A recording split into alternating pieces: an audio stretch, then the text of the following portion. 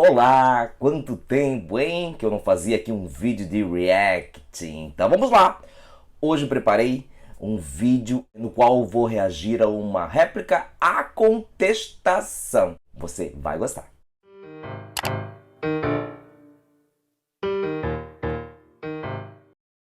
Então, retornando aqui para os vídeos de reacting, hoje eu vou reagir a uma réplica à contestação, mas antes você já sabe, caso ainda não seja inscrito ou inscrita aqui no canal, se inscreva no canal aqui no YouTube, eu sempre dou conteúdo relevante também, assim como lá no Instagram.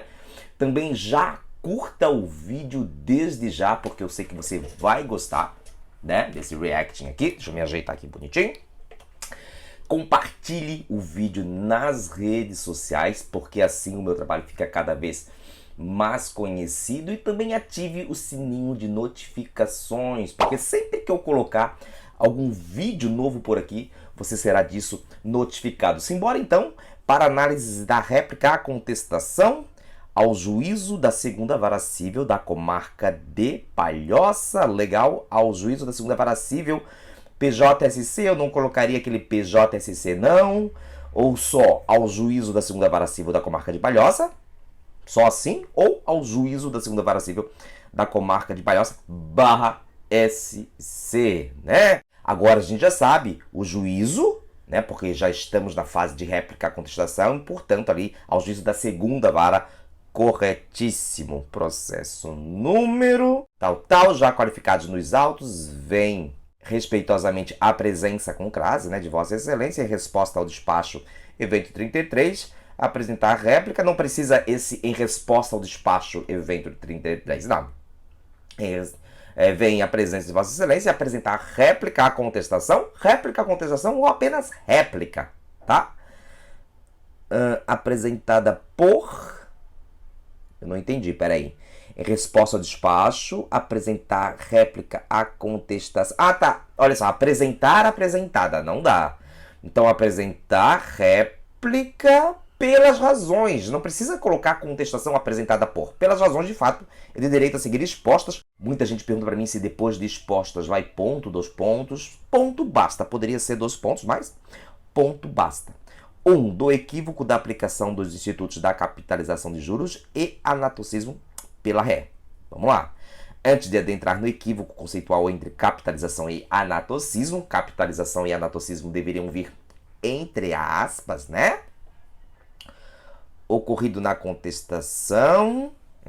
Antes de adentrar no equívoco conceitual entre capitalização e anatocismo, feito na contestação, né? Feito na contestação, ocorrido não. É importante impugnar a pretensão defensiva da loteadora ré, que, vírgula, né? Ó, que, sempre que vocês puderem substituir o que por o qual ou a qual, tem vírgula antes de ler. Ré, vírgula, que sustentou a possibilidade de operar nas mesmas condições das entidades do sistema financeiro imobiliário, SFI, não, entre parênteses, não entre colchetes, ou seja, assegurou que... Só um instantinho, deixa eu entender. Sustentou a possibilidade de operar nas mesmas condições tal, ou seja, assegurou que poderia captar juros.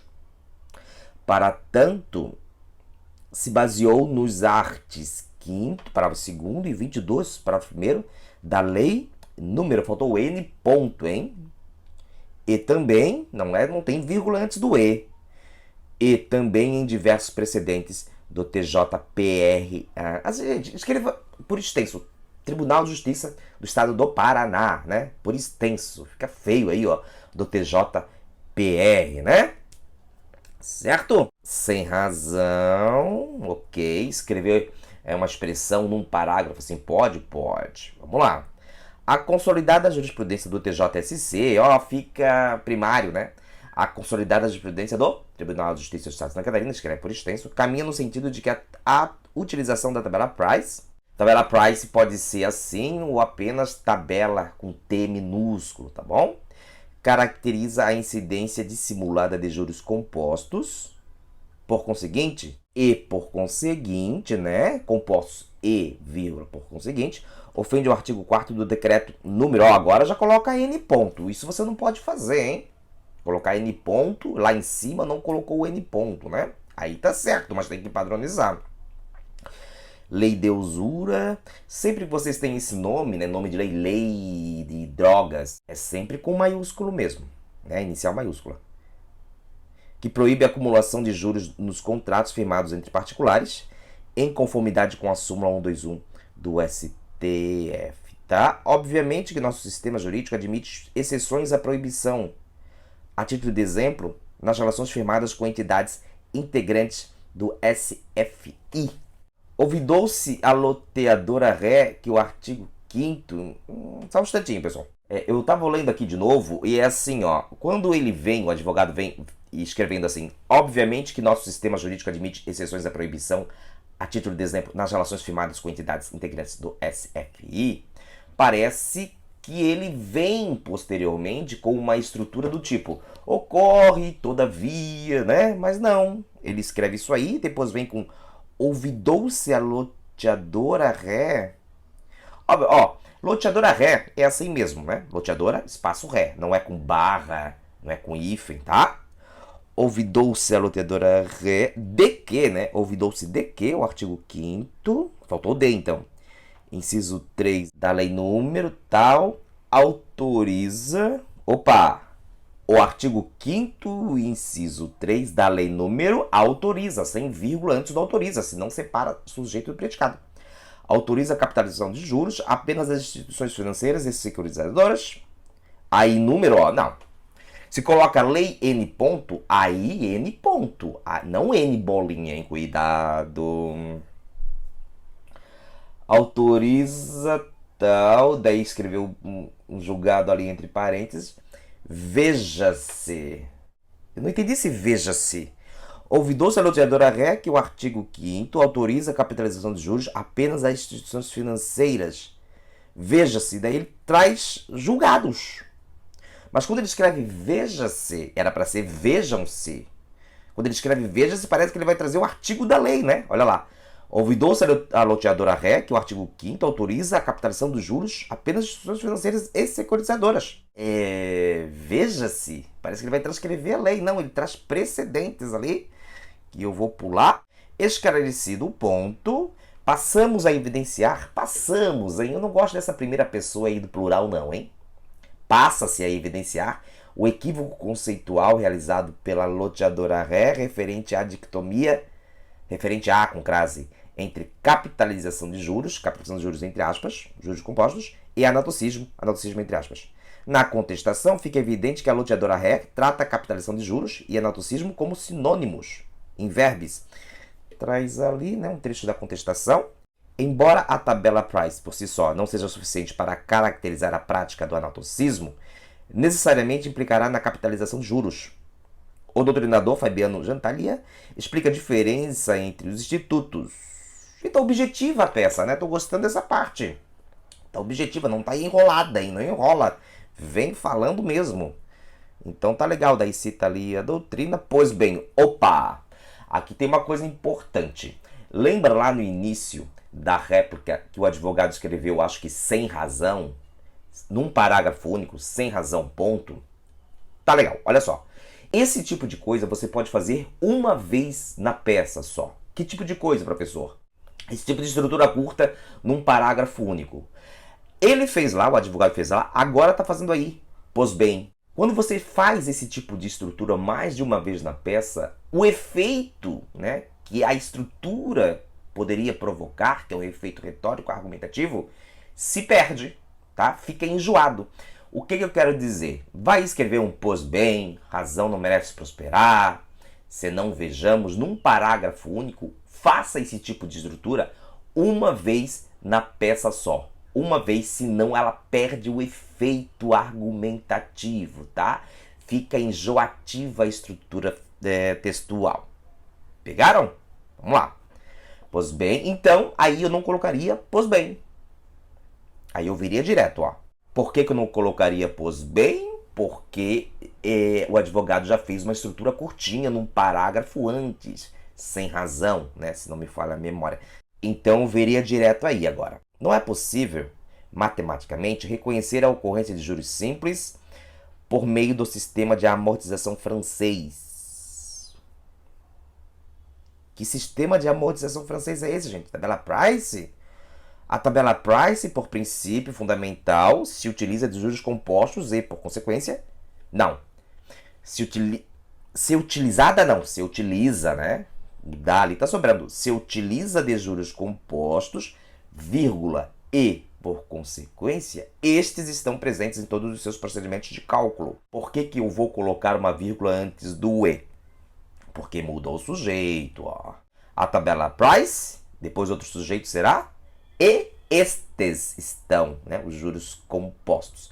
Agora, o que eu não gostei nesse parágrafo mesmo foi aquele ali, a amortização francês. Explica, hein? É a tabela Price? Opa, a tabela Price está vindo com T minúsculo agora. Antes trouxe com T maiúsculo. Eu falei que poderia ser T minúsculo, mas tem que padronizar, né? Não pode, ora, trazer T minúsculo e T maiúsculo depois. Outra coisa, hein? Sistema de amortização francês é tudo minúsculo. Sistema amortização francês. Né? Apenas as entidades do SFI podem se utilizar de captação de juros compostos. Loteamentos, por exclusão, estão restritos à aplicação de juros simples em seus contratos. Ficou estranho isso? Loteamentos, por exclusão, estão restritos à aplicação de juros simples. Não. Contratos de loteamento, né? Por exclusão, estão restritos à aplicação de juros simples. Não loteamentos estão restritos à aplicação de juros simples em seus contratos. Parece que os loteamentos têm contratos. Não, são contratos de loteamento, né? Se a tabela Price, de novo, veio com T minúsculo, utilizasse juros simples, na hipótese de desconto das prestações para valor presente, a mesma taxa utilizada para o cálculo da prestação, necessariamente o resultado obtido seria o capital inicial, fato que não ocorre nenhuma possibilidade de aplicação do sistema. Entretanto, se o desconto for realizado a juros compostos, resultará exatamente no valor do capital inicial. Olha, direto, bonitinho, difícil de escrever esse parágrafo, e o advogado mandou bem, hein? Por outro lado, o método Gauss, que método Gauss é esse, gente? Utiliza da mesma premissa da tabela Price, agora vem com T maiúsculo, bagunçado, hein? Ou seja, a utilização de uma parcela fixa mensal, mas se fundamento principiológico, vou parar aqui e vou falar sobre esse método Gauss. Não falar sobre o método em si, mas vou falar sobre essa aparição repentina na réplica sobre o método Gauss. O que muito advogado faz? Ele traz informação na réplica pensando que o leitor já sabe sobre o que se trata. Afinal de contas, essa informação já apareceu na petição inicial. Pode ser.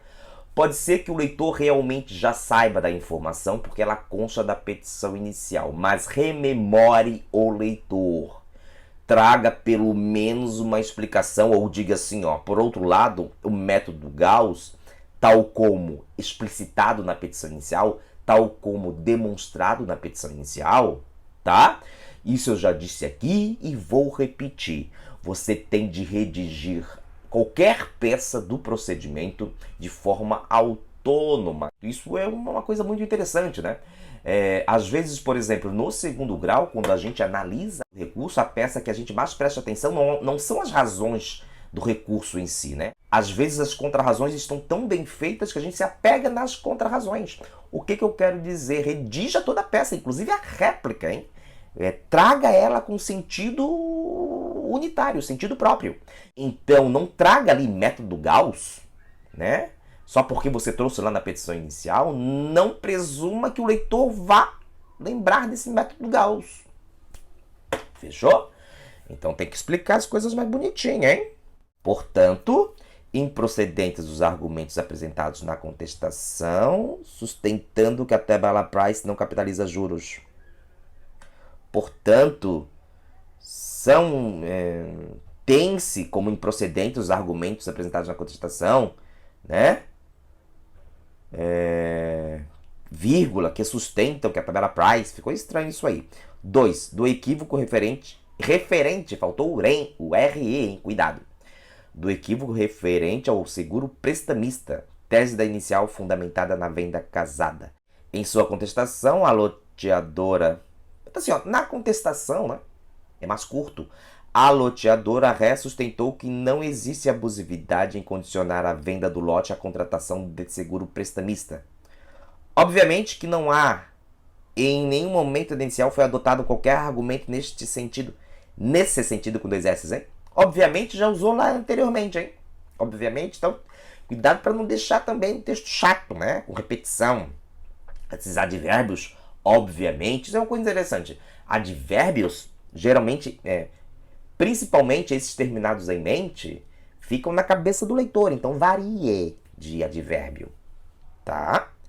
A prática abusiva narrada na exordial consiste na contratação forçada, imposição forçada, deve ser separadinho ali, né? O parêntese, separa o forçada do parêntese. Da seguradora no contrato, não permitindo a livre escolha, permitindo aqui, não ficou legal não, hein? Já dei aula sobre gerúndio aqui. Quem quiser acessar a aula sobre gerúndio, acesse aqui o card que está aparecendo aqui em cima. Colhe-se trecho da peça de abertura. Portanto, improcedentes os argumentos externados na peça defensiva por se basearem, vírgula, né? Por se basearem em matéria de fato e de direito não alegados pela parte autora. Aqui tem uma coisa interessante, hein? Tem uma coisa interessante, porque anteriormente o advogado já terminou o capítulo com esse formato. Olha lá, ó. Portanto, improcedentes os argumentos apresentados, repetiu. Esse tipo de repetição de fim de capítulo ali da peça não é legal não. A peça fica robotizada. Então dê um jeito de fazer uma construção diferente para concluir o raciocínio, tá? A peça fica robotizada e fica com cara de que não é séria, hein? Cuidado! 3. Da abusividade da taxa de administração. Embora a ré seja uma loteadora, fundamenta suas pretensões com base em legislações e procedentes judiciais aplicáveis apenas às instituições integrantes às instituições com crase do SFI. Sua atividade é imobiliária, loteamentos, por conseguinte, não pode se utilizar de precedentes jurisprudenciais e demandas nas quais as partes são instituições financeiras, securizadoras ou bancárias. Ademais, loteamentos não concedem crédito, não realizam empréstimo de capital e não são, sem essa vírgula do E, né? Ó. Loteamentos não concedem, não realizam e não são integrantes de nenhum sistema financeiro do ordenamento jurídico. Esse do ordenamento jurídico parece que sobra, né? Apenas realizam a alienação de lotes a título oneroso na forma parcelada. Desse modo, não pode cobrar, tá falando sobre loteamentos. Loteamentos, eu não sei se pode dizer que loteamentos não podem cobrar. O loteamento cobra dos consumidores? Ficou estranho, né? Não sei. Empresas de loteamento não podem cobrar, agora loteamentos não podem cobrar. Lembrando então, tem que botar ali, né? Não podem cobrar. Ali tá, não pode. Dos consumidores, taxas restritas a determinado, sem crase, hein? Determinado setor da economia financeira. A taxa de administração de crédito é abusiva, pois inexiste o fundamento da sua existência. Isso porque sem vírgula. Isso porque não há qualquer operação de crédito. Isso porque não tem vírgula depois do porquê, né? Não há qualquer operação de crédito realizada entre as partes. Com a finalidade de evitar desnecessária tautologia, reiteramos argumentos e precedentes jurisprudenciais lançados na inicial. Aqui tem um erro grave de quem faz réplica. É remeter à inicial. Pode remeter à inicial, professor? Pode sim, claro.